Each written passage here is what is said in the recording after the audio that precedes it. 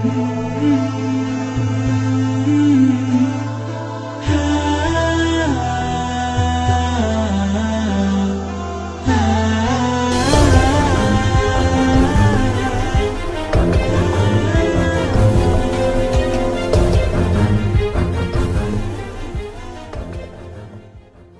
EPM naikin perusahaan Minang Rute Jakarta Padang mengalami kebakaran hebat. Kebakaran terjadi di jalur lintas Sumatera. Diduga perkiraan awal kebakaran diakibatkan konsleting arus listrik. Dilaporkan Star Militer.